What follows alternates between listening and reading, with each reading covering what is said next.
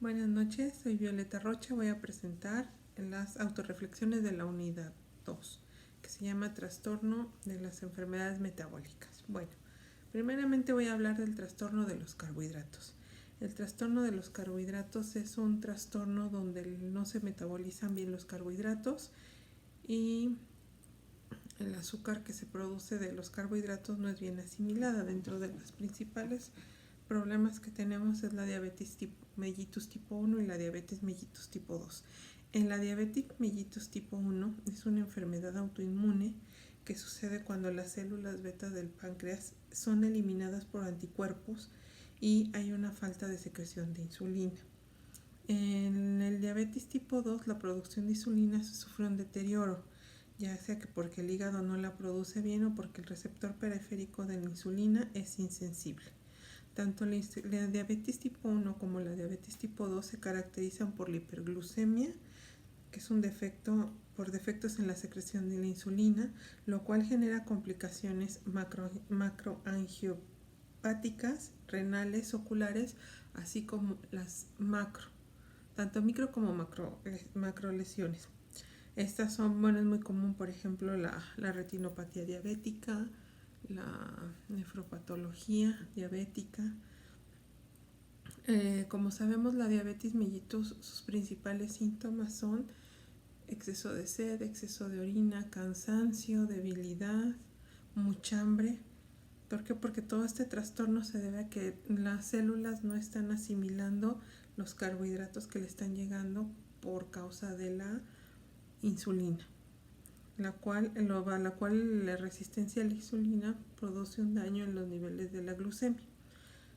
Bueno, otro de los trastornos que tenemos es el trastorno de los lípidos. En el trastorno de los lípidos son dislipidemias asintomáticas en cuyo factor común es la alteración anormal de lipoproteínas en la sangre. Esto es principalmente colesterol y triglicéridos. Se clasifican en base a sus síndromes y cada uno tiene una gran variedad de etiologías. El problema es que la mayoría son asintomáticos, y ya cuando se producen síntomas porque ya principalmente producen un daño en infarto al miocardio o infartos cerebrales.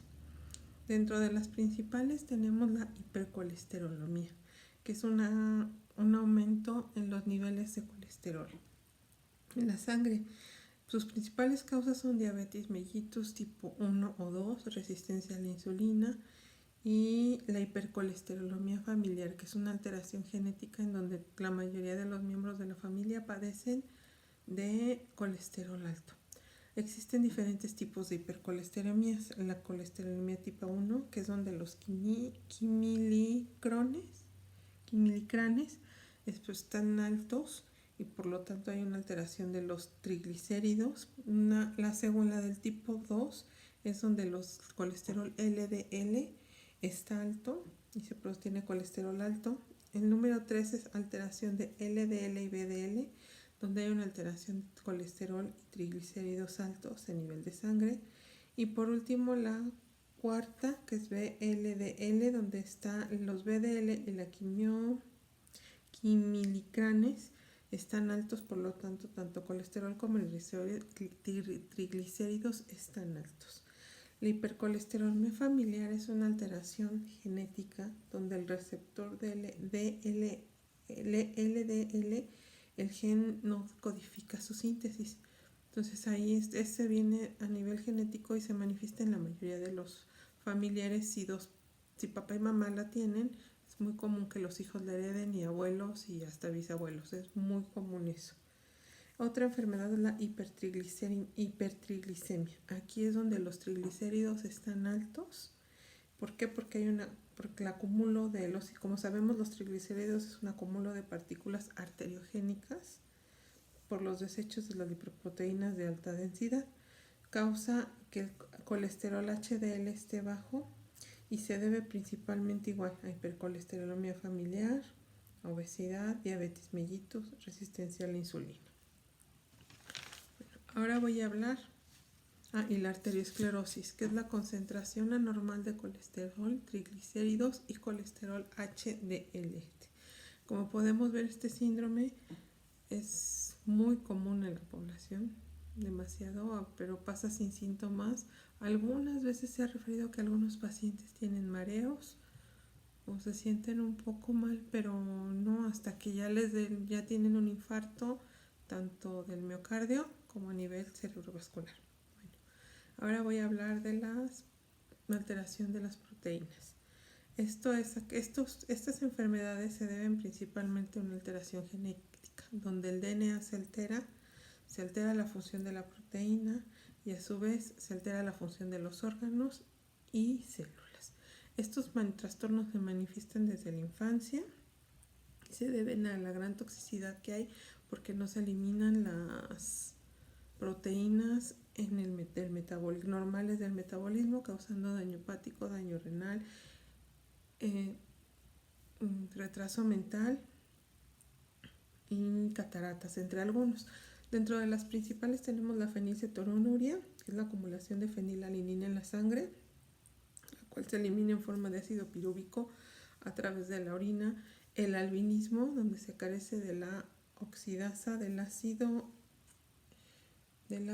homogenfísico y el metabolismo de la fenilalanina. El albinismo, como podemos ver, las personas albinas tienen ceja, pestaña, piel muy clara, el cabello blanco.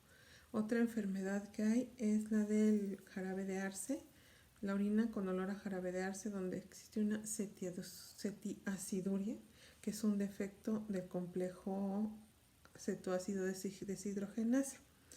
Por último, tenemos la hiperuresimia, donde hay un trastorno en el ciclo del ácido úrico, donde se acumula el amoníaco en la sangre porque no puede ser liberado.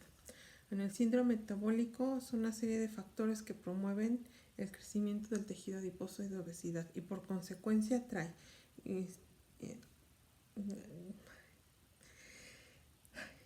infartos,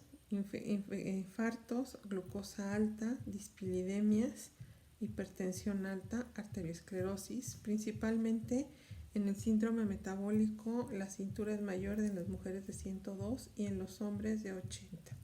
Aquí también hay una elevación de colesterol y ácidos grasos.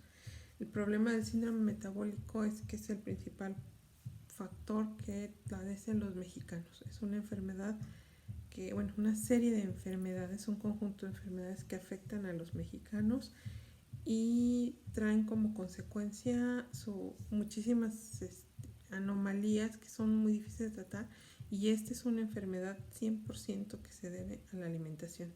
Por la mala alimentación, por comer comida con exceso de azúcares, de grasas, harinas procesadas, esto da el síndrome metabólico y todas las enfermedades que con él lleva. Por último, voy a hablar de las patologías de la tiroides. Como sabemos, la tiroides es una glándula que se encuentra en esta área, que regula temperatura, metabolismo de grasas, de hidratos de carbono, Es un órgano pequeño que sus principales hormonas son la T4, que es la tiroxina, y la triiodtiroxina, que es la T3. Las principales enfermedades de la tiroides son el hipotiroidismo, en el cual los anticuerpos se unen a los receptores de la tireoleptina en la tiroides y por ende se sobreestimula la función de la glándula tiroides en el hipertiroidismo. Esto genera una serie de síntomas como son exceso de sudor, exceso de calor, exceso de hambre, pérdida repentina de peso, taquicardias e hipertensión alta. Al contrario, tenemos el hipotiroidismo. El hipotiroidismo, los anticuerpos van a bloquear a las hormonas tiroideas del receptor de tiroxina. Por lo tanto, no hay producción de hormona y se destruyen los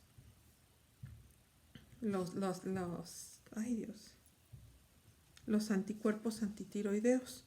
Aquí el hipotiroidismo se manifiesta con síntomas todo lo contrario: mucho cansancio, frecuencia cardíaca baja, frío, intolerancia al frío, piel reseca, caída de cabello y caída de cabello. Bueno, eso es todo lo que quiero hablar sobre mi video de estas enfermedades. Es un tema muy amplio, pero lo cual se necesitan saber todas estas enfermedades que son muy comunes en los mexicanos, y todas ellas, a excepción de las de tiroides, están basadas en la alimentación. Muchas gracias.